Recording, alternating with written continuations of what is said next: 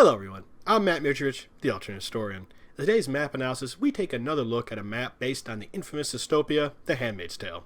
For those who don't know, The Handmaid's Tale is a 1985 dystopian novel written by Margaret Atwood and is set in a near-future America where plummeting birth rates among white Americans has led to the federal government being overthrown by an extreme Christian sect known as the Sons of Jacob, who transform America into an authoritarian theocracy called the Republic of Gilead. Back in April 2018, I reviewed this map of Gilead created by AlternHistory.com user Metabee.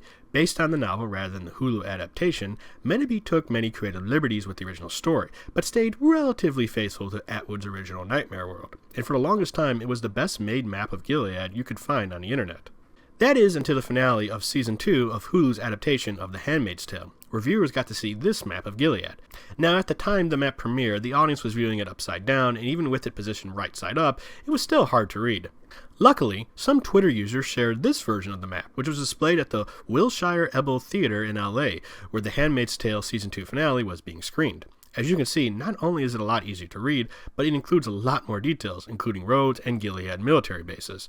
Plus, it looks great and is easy on the eyes, which is good for me. In all honesty, it reminds me a lot of what maps of the Syrian Civil War would look like, only in this case the so-called Islamic State won, giving this version of Gilead a level of realism I appreciate.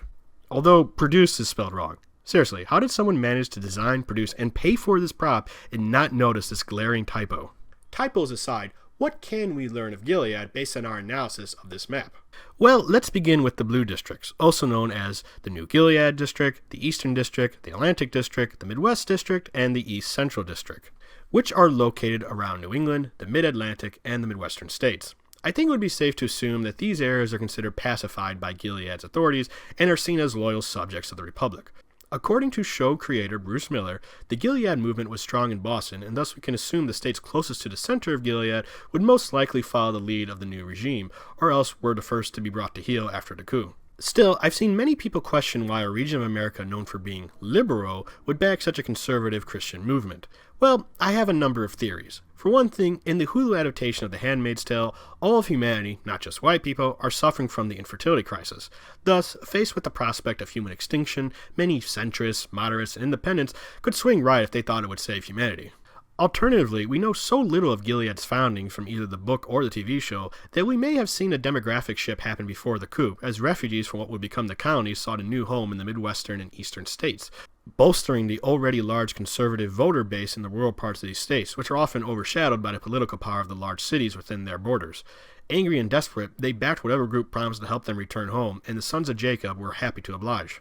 We also can't forget that Hulu's Handmaid's Tale is based on a book that was published in 1985, and many of these states voted for more conservative presidential candidates at the time. And to be frank, given how the 2016 election turned out, it's not like the Midwest is a bastion of liberalism that some people think it is.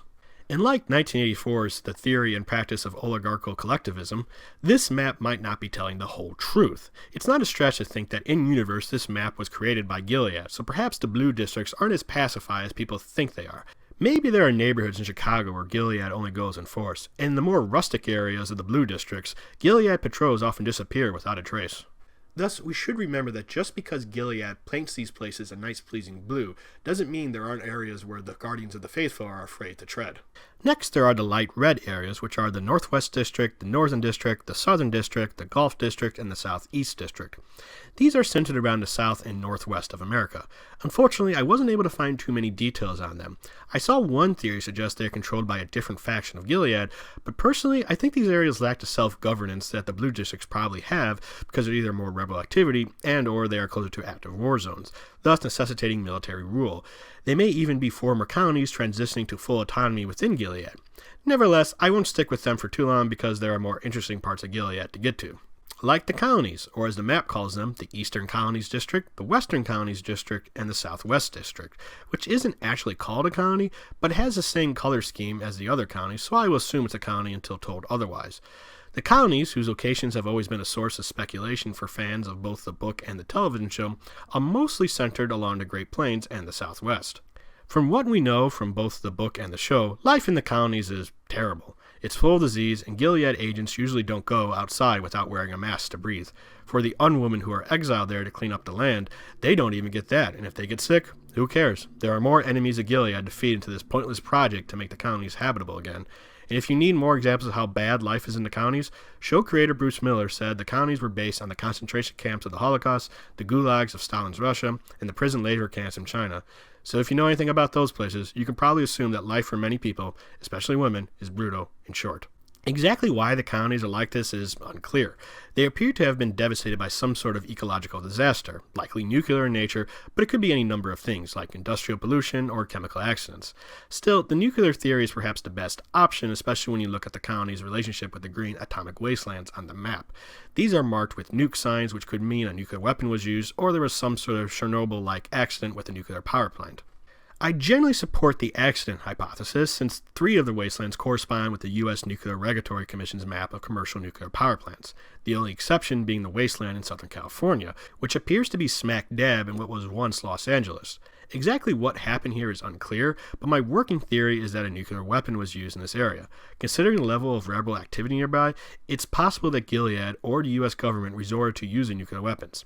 Since the characters in the show do tend to refer to the war in the past tense, it's possible a ceasefire was declared shortly after this happened to prevent the war from escalating. And considering how much the world hates Gilead, my money is that they were the ones who nuked LA. Finally, we get to the dark red areas, which the map notes as being rebel-occupied areas. These areas are mostly centered around the Gulf Coast, the West Coast, along the Canadian border, and including large parts of Michigan and the land around Vermont. Now here's the part where we need to look at the map from a Gilead perspective, because these rebels may actually be seen as freedom fighters to Gilead's enemies. For example, we know that Alaska and Hawaii are still part of the U.S., with their capital at Anchorage, per show creator Bruce Miller. And since that means the U.S. would still control the headquarters of the United States Pacific Fleet, presumably they would then still have the loyalty of all the ships, aircraft, sailors, and Marines that went with it. Thus, it's safe to assume that these rebels along the West Coast and the Canadian border are either American troops still in place from whatever brought the Civil War to a halt, or rebel forces taking orders from the rump U.S. To be honest, that second option may be more likely, since you can see black dots representing Gilead military bases in the regions, suggesting Gilead has some kind of presence in the rebel-occupied areas.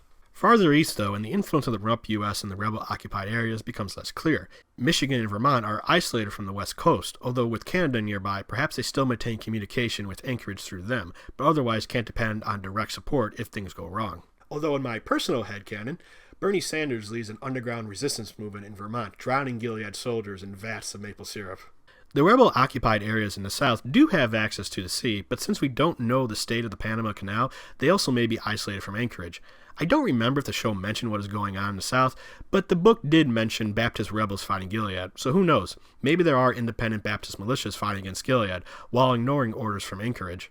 There's still a lot missing from the map. For example, we have no idea what happened to Puerto Rico or America's possessions in the Pacific. Since they aren't listed anywhere on the map, they probably aren't a part of Gilead, but whether they are still loyal to Anchorage or went their own way is unclear. Also, what happened to all the American troops stationed overseas? Did they return home to take part in the Civil War? We may never know. Nevertheless, despite one glaring typo, this is actually a well-done map, and considering that maps for commercial speculative fiction rarely meet the standards of quality found among alternate cartographers, it still managed to give us more information about the world while leaving enough questions for us to ponder over while we wait for Season 3 of The Handmaid's Tale. This map gets my seal of approval. I hope to see more maps like it when The Handmaid's Tale returns. Well, that is all I have to say on the subject. If you like what I do, please comment, subscribe, share this video, support me on Patreon. I'm Matt Mitrich, the Alternate Historian. Bye.